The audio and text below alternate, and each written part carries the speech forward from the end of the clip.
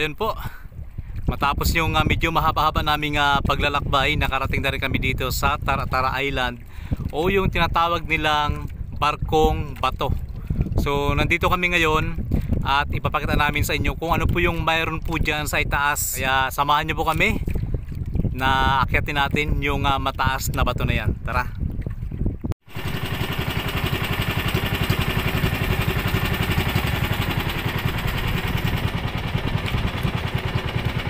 Ayun, padaong na kami sa Barkong Bato. At nakakatuwa dito, may daanan talaga, parang barkong-barko talaga.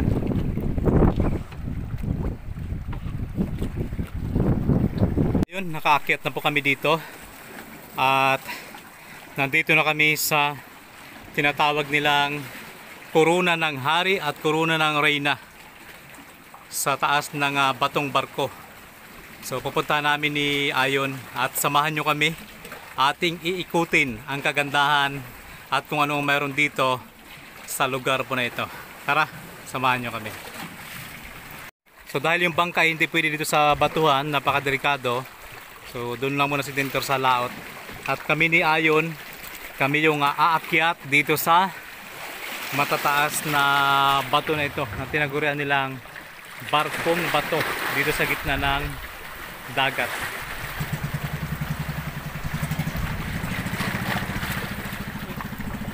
Ayan, may laman. May shield oh. Ayan, may laman. Sige, patong mo lang muna dyan. Mamaya kunin natin. Ito yung itaas ng bato.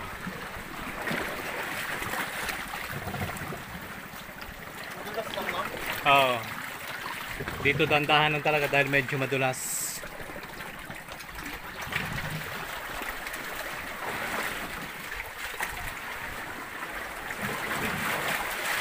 Buti nga lang mayroong daanan.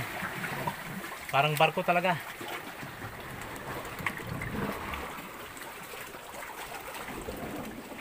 Daming shell.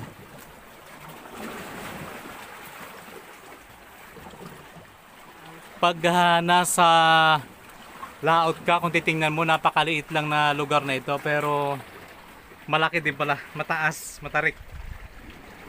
Ano kayang mayroon dyan sa itaas? Ating alamin dito sa Mindoro Biners TV.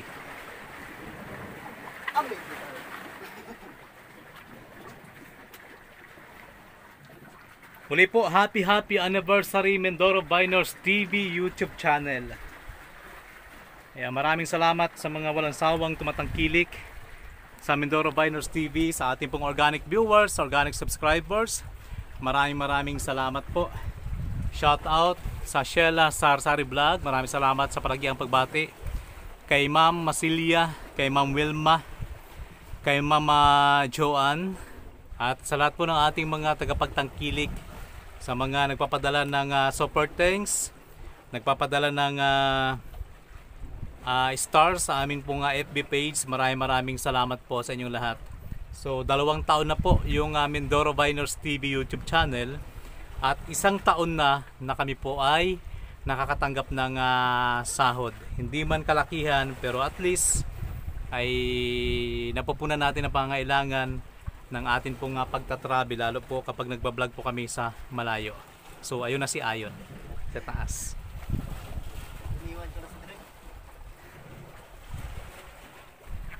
So nandito na kami sa itaas, doon kami galing, doon kami dumaan. At yun yung paligid ng maliit na isla na ito. At yan naman yung mga matataas na bato.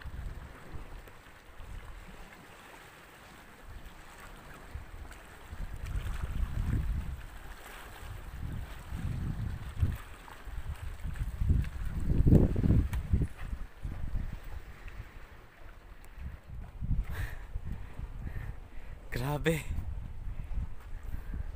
Para kaming nasa ibang dimension. Ang taas pala nito. Parang hinasa ang mga bato Oo. Matalim. Yung mga bato matatarik. Matatalim. Yan o. Pumapasok, lumulubog sa aking chinilas. Dahan-dahan lang. Ano yun, nasa ibaba, para siyang pyramid. Ayun si Dintor malayo. Pansamantala ay nangangawil muna siya. Yan naman si Ayon. May hinahanap ako na hindi ko mahanap. Yun pa yung aming lalakbayin. Malayo-layo pa. Kung titingnan siya sa video, parang napakaliit lang na isla eh. Ibig sabihin, Hati. hati pala to. Tingnan natin yung sasabi ni Ayon na hinati. May boundary. Ibig sabihin, wait lang kasi matatalim yung mga bato. Oh, boundary.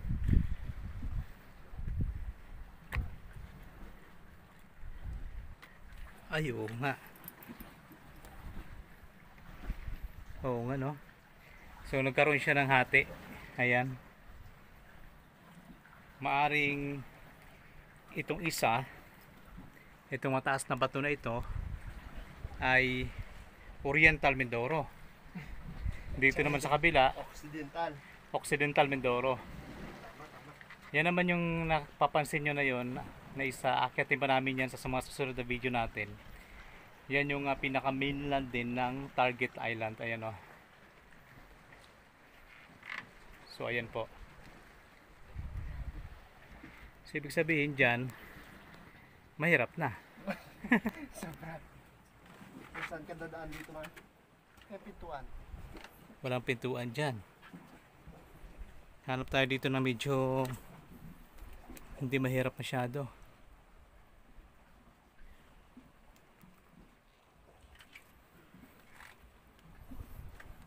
Tarik oh. Parang sa lahat ng mga inakyat natin, ito yung pinakamataas, no? At saka ito yung pinakamatarik. Kaya At pinakamatalim. matatalim pa yung mga bato. Yung mga bato oh. Sobrang tatalim. Nagkataon na pudpud ng spike ng aking Tsinelas. tsinelas.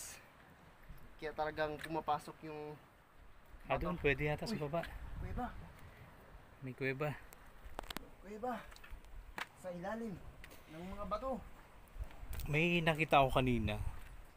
Para siyang malaking butiki na parang tuko. So yun lang yung nakikita namin dito na hayop pala ka, malalim pala yan. Ano yun? Uy, may tunog. Mga ibon. Ibon? Oo. Katakot.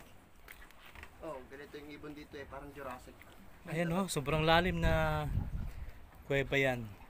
So ayan po, may nakita kaming kwintas na gawa sa bato. Nakatuhog rin siya sa may nylon, pero ang nakapagtataka lang, ito po ay mahirap gawin kung tao talagang gumawa. Maaring sa kalikasan to or kwintas ng mga sirena at shokoy, kasi dito po ay mayroong kuweba. Diyon sa ibaba ay mayroon pong tubig. Ayan o. Pero malinaw ang tubig sa ilalim. Ibig sabihin, pag pumasok pala dyan, maganda. Tsaka yung ano, green na green, mga bato. Oo. Ayan o. Pwede kayong pasukin yan. Pwede yan, oh. Babaan ka? Ayun pa, yun pa yung aming pupuntahan. Yung pinaka corona, you know. Kapag nasa malayo ka, yung bato na yan, ang hugis niya parang corona ng ano, ng queen. You know. Ayun.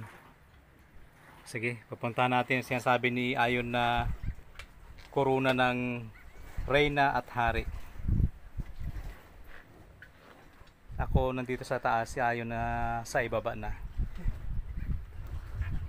Ang dami ng mga nagliliparang ibon. So, ibig sabihin, dyan sa unahan, may mga itlog sila. Ah, ito pala yung pinakadaan niya. Oo. Ginawan din ng daanan kasi nag-uusap yung Oriental at Occidental Mindoro na paggawan nila ng tulay. Pwede, pwede. Tapang ni Ayon, no? So, off ko muna yung cellphone dahil ako naman yung tatawid dyan sa lugar na yan. Doon kami galing kanina ni Ayon. Tapos dyan kami tumawid. Si Ayon nandoon sa kabila na Kabitin. Delikado dyan yun. Hindi na ako pwedeng pumalik. So ayan si Ayon.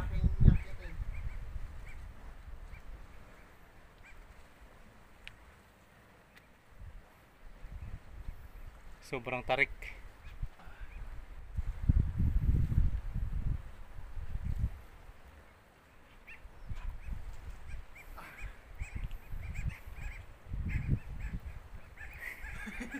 Ang problema nito kung paano ako bababa.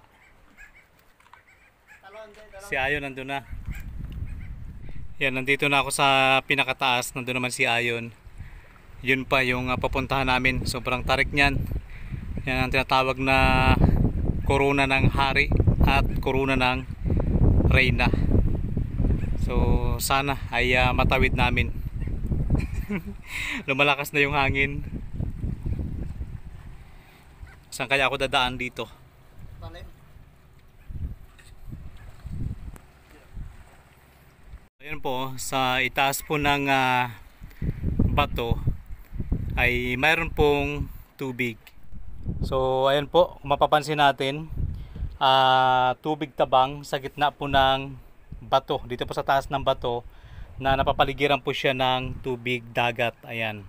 Pero ito, tinikman ko kanina, ay tubig tabang. Kaya kung kayo ay mapadpad sa lugar na to at bigla kayong nauhaw, mayroon po kayong maiinom na tubig. Siguro ito po ang iniinom ng mga ibon na nandito ngayon.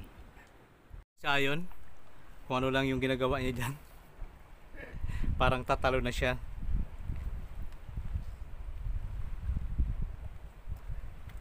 Ayoko na sa mundo. Saan mo gusto? Sa mundo mo. Oo. Pero bago yan, akyat na tayo dito. Yan. Dito, medyo hindi na siya mahirap. Alam niyo po, trivia lang kung bakit nawawala itong mga matutulis na bato dito. Kung mapapansin natin, kulay puti-puti. Ito po pala ay dahil sa ibon. Ang ginagawa ng ibon, tinatanggal nila yung mga pinakadulo ng bato. At yun yung kanilang iniipon at ginagawa nilang pugad. So yun po.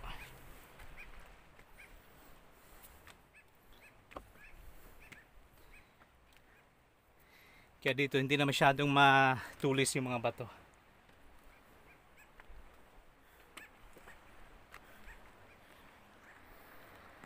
Ayun si Ayon.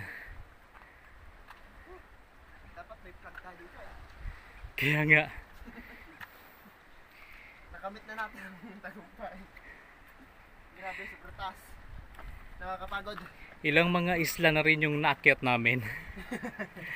Yung pambihirang akyatin noon ay nagawa namin ngayon. Doon lang kami galing sa kabila yun, sa mga tataas na bato. Sa video parang wala lang eh, pero pag dito ka, sobrang tarik. So ayan, nandito na kami sa pinakaitaas. Nandito na kami sa Koronang Hari. Wow! Astig!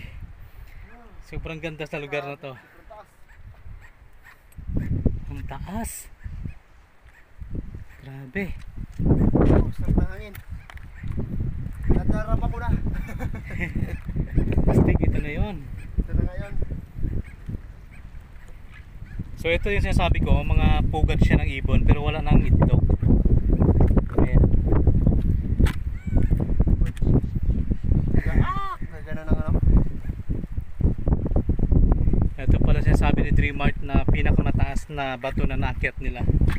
Titingnan sa video ay napakababa lang. Siguro may mga itlog pa dyan. Kasi tayong mga ibon na nagliliparan eh. Ayan, ito yung tinatawag nilang Koronang Hari. Tingnan mo doon yan. Tingnan natin. Grabe no. Napaka-imposibleng maakyat namin. Wala na. Hindi na nila tag-itlogan yan. kaya Talagang bahay lang talaga dito. ah,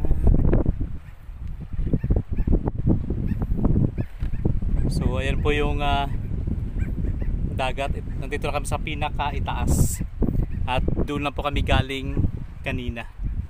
Ayan.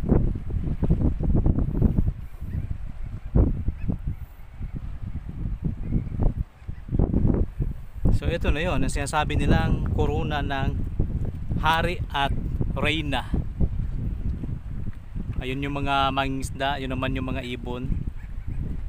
Kaya siguro nagliliparan sila kasi ito yung bahay nila.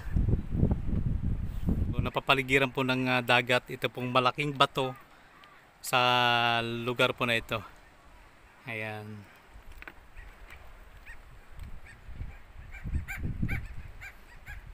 Ayun si Ayon sa pinakatuktok. Wala lang kaming dalang watawat eh. Sayang. Sayang. So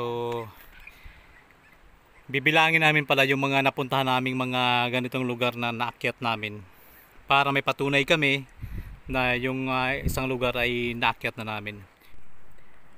So yun si Drake.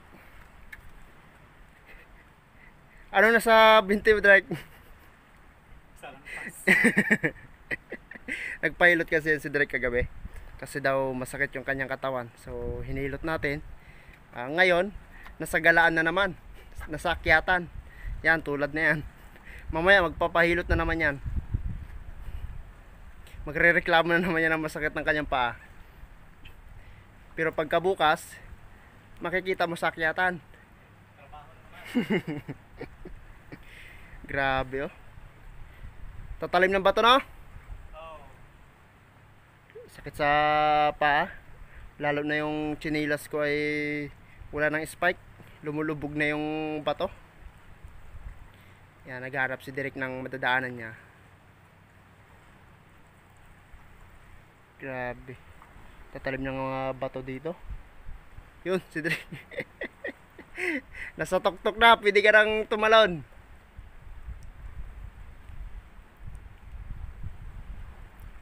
Aba, puso.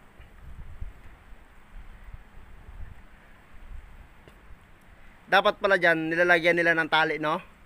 Para kapag may bibisita dito, hindi na mahirapan mag-akyat-akyat kung saan-saan. Dapat ito yung tutukan ng tourism. Ha? Malay ba nyo lang may pupunta dito? Pero island to eh. Kasama na yun doon.